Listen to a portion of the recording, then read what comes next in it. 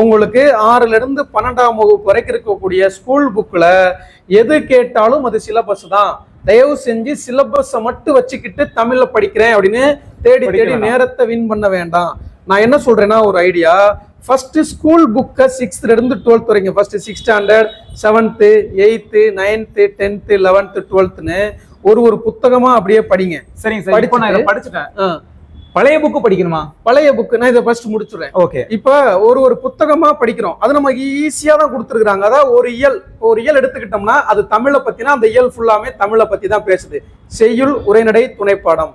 இப்போ கொங்கு மண்டலம் அப்படின்னா அந்த பாடத்துல இருக்கிற அந்த இயல் ஃபுல்லாமே 8th ஸ்டாண்டர்ட்ல இருக்கு. அப்ப அந்த பாடத்துல கூடிய இயல் எல்லாமே கொங்கு மண்டலத்தை பத்தி தான் பேசுது. செய்யுளும் கொங்கு மண்டலத்தை தான் பேசுது. இலக்கணம் மட்டும் தனி. செய்யுள், உரைநடை, துணைப்பாடம் இந்த 3மே கொங்கு மண்டலத்தை பத்தியே பேசுது. திருநெல்வேலி சீமைன்னு ஒரு பாடம் இருக்கு. அப்ப அந்த இயல்ல உள்ள எல்லா பாடமுமே திருநெல்வேலி சீமையை பத்தியே தான் பேசுது. இப்போ இயல் வாரியா படிக்கிறது பெஸ்டா, நமக்கு அந்த 6ல இருந்து 10 வரைக்கும் உரைநடையா படிக்கிறது, அப்புறம் செய்யுளா படிக்கிறது, அப்புறமா துணைப்பாடமா படிக்கிறது, அது பெஸ்டா அப்படின்னா என்ன பொறுத்த வரைக்கும் புத்தகம் வாரியா அப்படியே படிச்சுட்டு போறதான் பெஸ்ட். நீங்க எப்ப சிலபஸ் வச்சுக்கிட்டு தேடணும் அப்படின்னா ஃபுல்லா முடிச்சதுக்கு அப்புறம் இருக்குது. ஸ்கூல் புக் நான் என்ன சொல்றேன்னா ஒரு தடவை படிக்க கூடாது. எக்ஸாமுக்கு முன்னாடி வரைக்கும் குறைஞ்சது ஒரு வகுப்பை குறைஞ்சது 5 அல்லது நான் குறைஞ்ச சொல்றேன் 10 தடவை கூட படிக்கணும். 5 தடவை 6 தடவை ஒரு வகுப்பு நம்ம ரீட் பண்ணிருக்கணும். ஒரு வகுப்பை ஃபர்ஸ்ட் சும்மா லைட்டா ரீட் பண்ணணும், அடுத்து 2வது தடவை கொஞ்சம் ஆழமா புரியும், அடுத்தடுத்து அப்படியே ஈஸியாயிரும். குறைஞ்சது ஒரு 6 தடவை ஒரு வகுப்பை முடிக்கணும். அது எது நூக்கன் கார்னர், அந்த உரைநடை மட்டும் படிக்கிறது, அந்த ஆசிரியர் குறிப்பை மட்டும் படிக்கிறது, அப்புறமா அப்படியே பின்னாடி போயிட்டு அப்படி கிடையாது. ஏன்னா என்னை பொறுத்த வரைக்கும் அதிகப்படியான கேள்விகள் எங்க தெரியுமா சார் இருக்கு? ஒவ்வொரு பாடம் முடிஞ்சோன்னா மொழித்திறன் பயிற்சி இருக்கு, அதுல நிறைய கேள்விகள் இருக்கு. அதே மாதிரி ஒவ்வொரு பாடம் நுழைறதுக்கு முன்னாடி அதுலயே கொடுத்துருக்காங்க நுழையும் முன். கண்டிப்பா அதுக்குள்ள கேள்வி இருக்கு. அதுல இருந்துதான் லாஸ்ட் இயர்ல வள்ளலார் ஞானம் பெற்ற இடம் அப்படின்ற கேள்வியை கேட்டிருந்தாங்க. சரிங்களா? அப்ப 6th தமிழை பொறுத்த வரைக்கும் நான் கிளியரா சொல்லிடுறேன். 6th இருந்து 12th ஸ்டாண்டர்ட் வரைக்கும் கண்டிப்பா 11th 12th படிக்கணும். லாஸ்ட் இயர்லயே ஒரு 10 கொஸ்டின் வரைக்கும் 11th 12th இருந்து வந்தது. அதே மாதிரி பாத்தீங்கன்னா அந்த 11th 12th சான்றோர் சித்திரம் அப்படின்னு ஒரு தலைப்பு இருக்கும். ஒவ்வொரு இயல்லையுமே ஒரு இயல் முடிஞ்ச உடனே சான்றோர் சித்திரம் அப்படின்னு ஒரு தலைப்பு வரும். இப்ப அந்த ஒவ்வொரு தலைப்புல அந்த சான்றோர்களை பத்தி கொடுத்துருப்பாங்க, அவங்கள நல்லா படிக்கணும். அது போக பழைய 11th எல்லாம் கண்டிப்பா தேடி படிக்கணும் சார். பழைய 11th புக்ல, அதாவது பழைய 11th கிடையாது, இந்த புதுசுலயே 2019 எடிஷன்ல 10 யூனிட் இருந்துச்சு. Okay sir. அதுல சித்தர் உலகம்னு ஒரு பாடம் இருந்துச்சு. நான் அடிக்கடி எல்லாருக்குமே சொல்லுவேன் நான். ஓகே. அந்த சித்தர் உலகத்துல இருந்து கண்டிப்பா 2 கேள்வி அல்லது ஒரு கேள்வி கண்டிப்பா வந்துட்டே இருக்கு. இப்ப அதெல்லாம் புதுசா இருக்க புக்ல படிக்கிறவங்களுக்கு தெரியாது.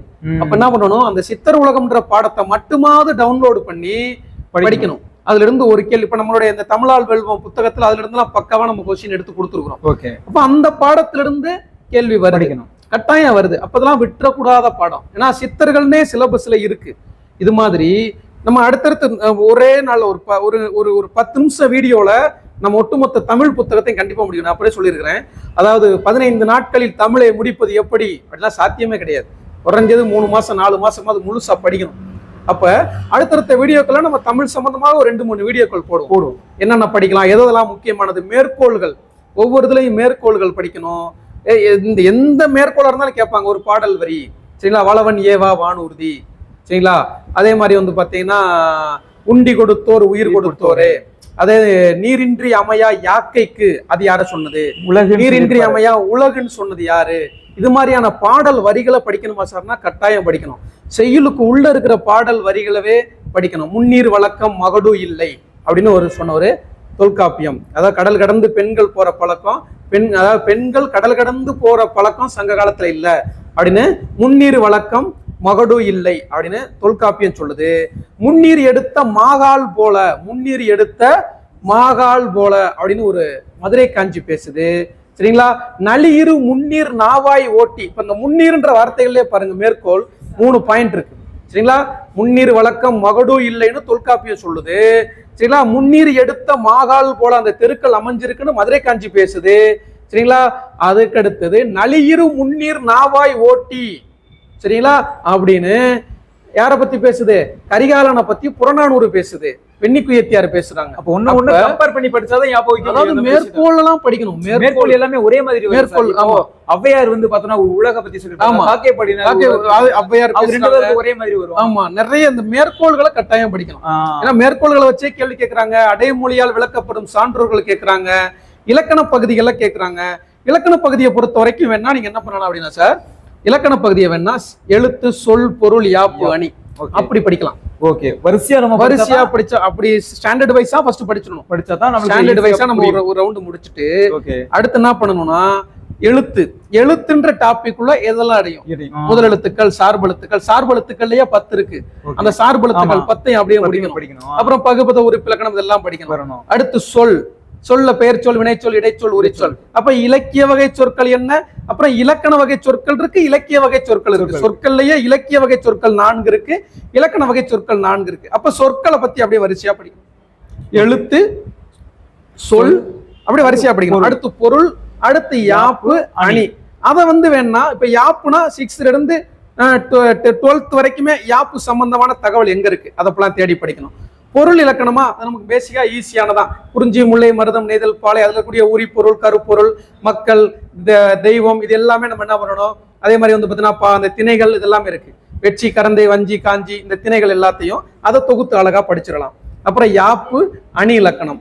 அணி இலக்கணத்தை நம்ம தனியா படிக்கணும். இப்ப இந்த மாதிரி நம்ம பிரிச்சுட்டோம் அப்படின்னாலே இலக்கணம் இலக்கணத்தை மட்டும் நம்ம இப்படி படிச்சிடணும். ஓகே, தலைப்பு வாரியா வரிசையா படிச்சாதான் நமக்கு படிச்சிடணும். அவ்வளவுதான். செய்யுள் உரைநடை துணைப்பாடத்தை ஸ்டாண்டர்ட் வைஸா படிக்கிறதா பெஸ்ட்.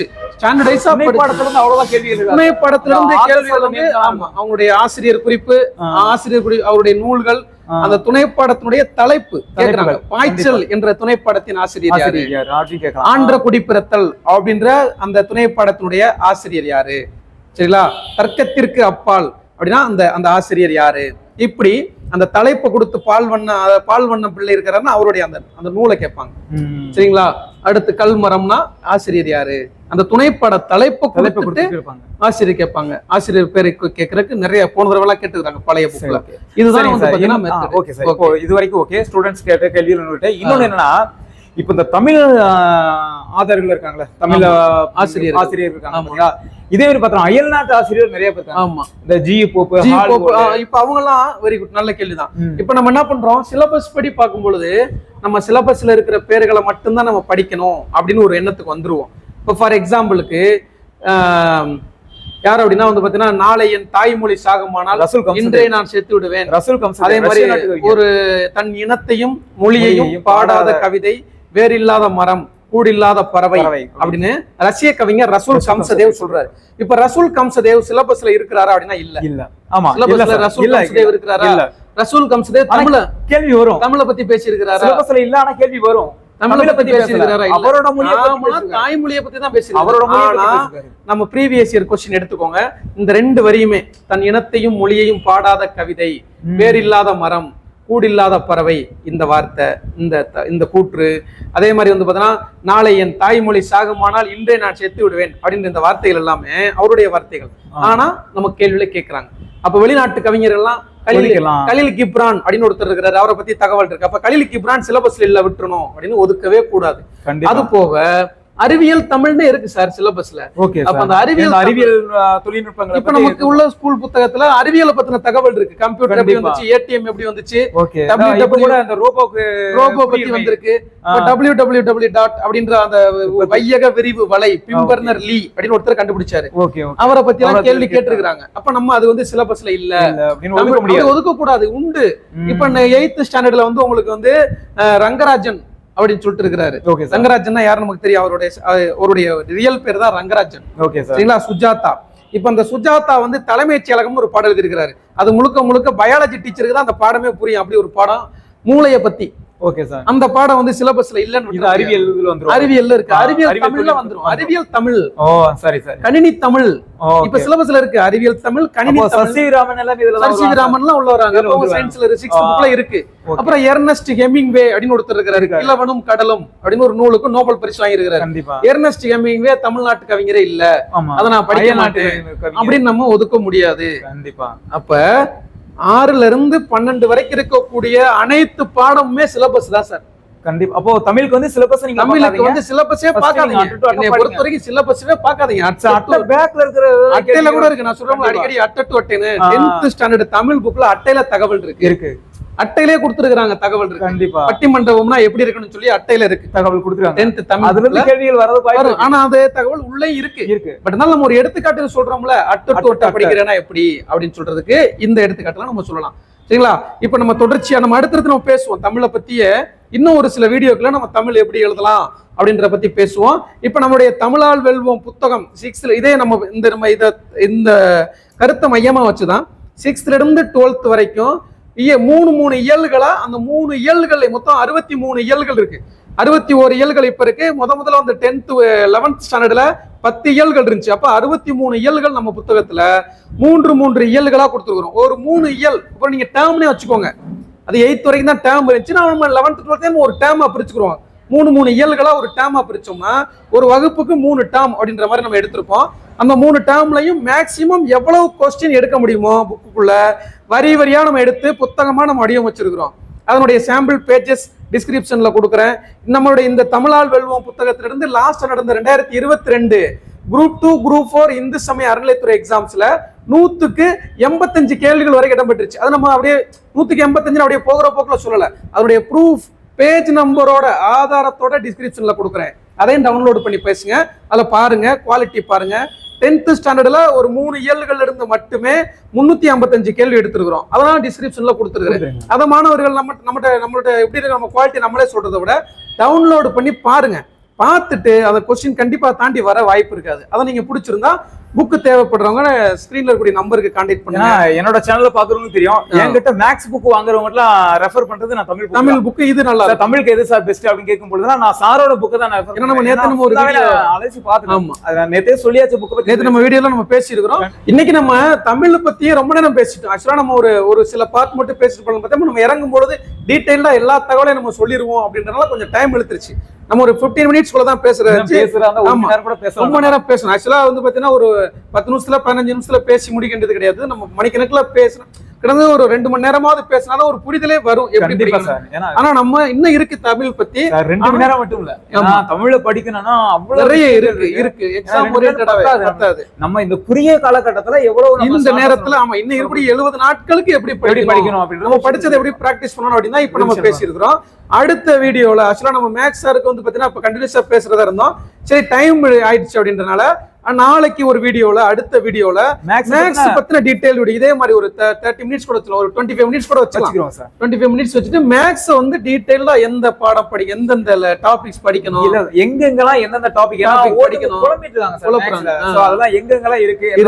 ஸ்கூல் புக்னா ஸ்கூல் புக்லயே ஆர்ட் பத்தி எல்லாத்தையும் படிக்கணும். எப்படி ஈஸியா குயிக்கா அந்த 20 நாள் எப்படி ப்ரிப்பேர் பண்றது அப்படிங்கிற விஷயத்தை மேக்ஸ் பத்தி நான் டீடைல்ஸ் அடுத்த வீடியோ. ஏன்னா சார் இப்ப மேக்ஸ்ல எல்லாம் நிறைய டைம் பத்த மாட்டாங்க. கண்டிப்பா அதெல்லாம் எப்படி டைம் சேவ் பண்ற விஷயம் இந்த மாதிரி விஷயங்களா பார்த்தா அடுத்த வீடியோல நான் கண்டிப்பா உங்களுக்கு நான் கொடுக்கிறேன். சரி ஓகே சார். அப்ப இன்னைக்கு தமிழை பத்தி உங்களுக்கு ஃபுல் தமிழ் பத்தின ஃபுல் டீடைல் இன்னும் நிறைய இருக்கு. பட் இன்னைக்கு வீடியோல முடிஞ்ச அளவுக்கு நம்ம கொடுத்திருக்கோம். வேற ஏதாவது சந்தேகங்கள் இருந்துச்சுன்னா கமெண்ட் செக்ஷன்ல கமெண்ட் பண்ணுங்க. நம்ம எதை பத்தி நம்ம பேசணும் சார், நீங்க பாடம் நடத்தணும் எந்த டாபிக்ல நடத்தணும்னு சொன்னாலுங்க நம்ம நடத்தறா இருக்கிறோம்.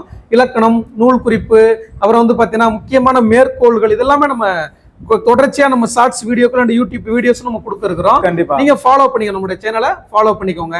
ஹிஸ்டரி, ஜியோகிராபி, பாலிட்டி, எக்கனாமிக்ஸ் அத படிக்கிறது எப்படி அப்படின்னு அடுத்த வீடியோல நம்ம ரெகுலரா ஸ்டூடண்ட்ஸ் பார்த்துட்டாங்க. ரெகுலரா கொடுங்க. சப்ஸ்கிரைப் பண்ணாங்க. ரெகுலரா சப்ஸ்கிரைப் பண்ணி வச்சுக்கோங்க. நம்ம ஃபாலோ பண்ணலாம். அதே மாதிரி பார்த்தா Tamil book, maths book. So இந்த தமிழ் புக் வாங்குற ஸ்டூடண்ட்ஸ் ஆயிருந்தீங்கன்னா கீழ டிஸ்கிரிப்ஷன் அவரோட நம்பர் நான் வச்சிருக்கேன் கொடுத்துருக்கேன். அதே மாதிரி பார்த்தா மேக்ஸ் புக் வாங்கணும் அப்படின்னு நினைச்சீங்க கீழ டிஸ்கிரிப்ஷன்ல ஒரு நம்பர் வச்சுக்க நீங்க கால் பண்ணி புக் ஆர்டர் பண்ணி ஃபாலோ பண்ணிக்கலாம். சரியா? ஓகே. வேற ஏதாவது சந்தேகங்கள் கண்டிப்பா கமெண்ட் செக்ஷன்ல சொல்லுங்க. நம்ம அடுத்த ஒரு வீடியோல நம்ம சந்திப்போம். நன்றி.